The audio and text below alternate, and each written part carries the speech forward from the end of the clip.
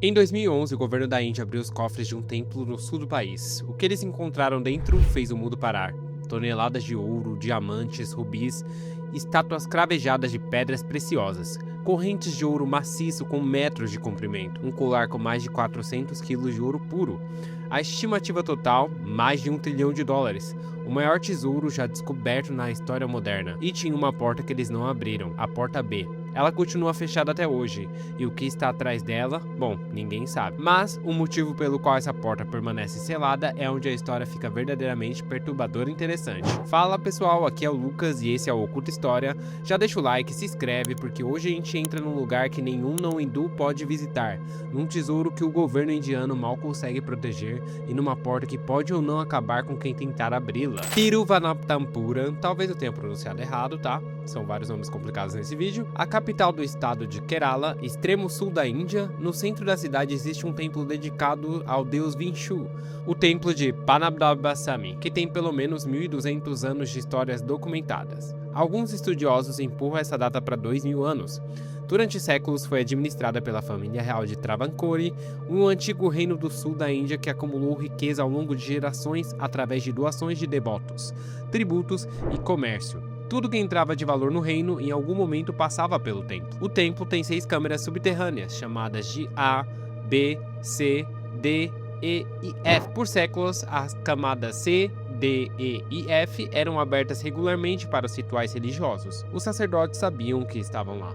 Agora a câmera A e B já eram diferentes e elas permaneciam seladas. Em 2009, um advogado chamado T.P. Sudhyaran entrou com um processo na Suprema Corte da Índia exigindo que o governo assumisse o controle do templo e auditasse os seus devidos bens. O argumento era bem simples: uma fortuna dessa magnitude não podia ficar sob gestão privada de uma família real sem nenhuma prestação de conta pública. E a Suprema Corte concordou. Em 2011, ordenou a abertura e inventário das câmeras. O que a comissão encontrou nas câmeras A, C, D, E e F mudou permanentemente o que se sabia sobre o templo.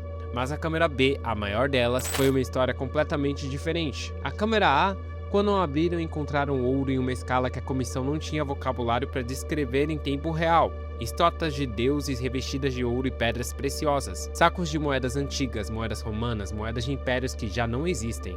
Um colar de ouro com mais de 5 metros de comprimento, correntes com quilos de pedras preciosas enfiadas uma a uma. O inventário da câmera A sozinha levou semanas. A estimativa parcial já passava de $20 bilhões. As outras câmeras trouxeram mais: diamantes, esmeraldas, rubis do tamanho de ovos de pombo, uma estátua de Vishnu feita de ouro maciço com quase 2 metros de altura, cravejada de pedras de topo à base. Quando somaram tudo, só as câmeras que conseguiram inventariar chegaram a uma estimativa entre 22 bilhões e $1 trilhão. A variação é enorme porque parte do acervo é tão raro que não existe mercado de referência para precificar. Aí eles chegaram na porta B. A camada da porta B é a maior de todas e tem uma porta de aço antiga. E atrás dela, dizem os sacerdotes, existe uma segunda porta. Uma porta de madeira com 2 cobras esculpidas em relevo, sem fechadura visível, sem dobradiça convencional. Uma porta que, segundo a tradição do templo, só pode ser aberta por um sadhu, um sábio espiritual, que conheça um mantra específico. Uma abertura por força comum, dizem, traria maldição sobre todos os envolvidos. A comissão da Suprema Corte tentou abrir.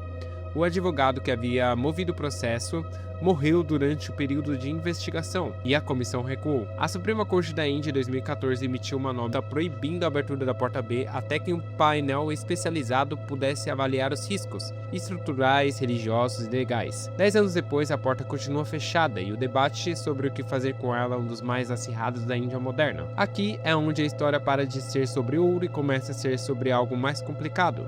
O tesouro do templo de Padmanabhasami não é patrimônio do governo indiano, não é herança da família real de Travancore. É, segundo a tradição religiosa e agora também segundo a decisão da Suprema Corte de 2020, propriedade do próprio deus Vishnu, gerido pelo sacerdote em nome da divindade. Isso significa que ninguém pode vender, ninguém pode mover e ninguém pode usar para pagar dívidas públicas, financiar hospitais ou resolver qualquer problema prático. O tesouro de fato existe. Está ali e ele é intocável. A Índia tem mais de 800 milhões de pessoas vivendo com menos de $2 por dia. E no sul do país existe um templo com $1 trilhão em ouro debaixo da terra, guardado por uma porta que ninguém tem permissão de abrir. Não há resposta fácil aqui. A separação entre patrimônio religioso e patrimônio público é uma das questões mais delicadas de qualquer democracia. E a Índia, com 1,3 bilhão de pessoas e uma das maiores diversidades religiosas do planeta, está no centro mais tenso dessa questão. Mas o fato permanece: a porta está fechada, o ouro está lá e ninguém sabe o que mais tem lá. Existe algo diferente na ideia de uma porta que o mundo moderno, com todo o seu aparato legal, científico e tecnológico, simplesmente não consegue abrir.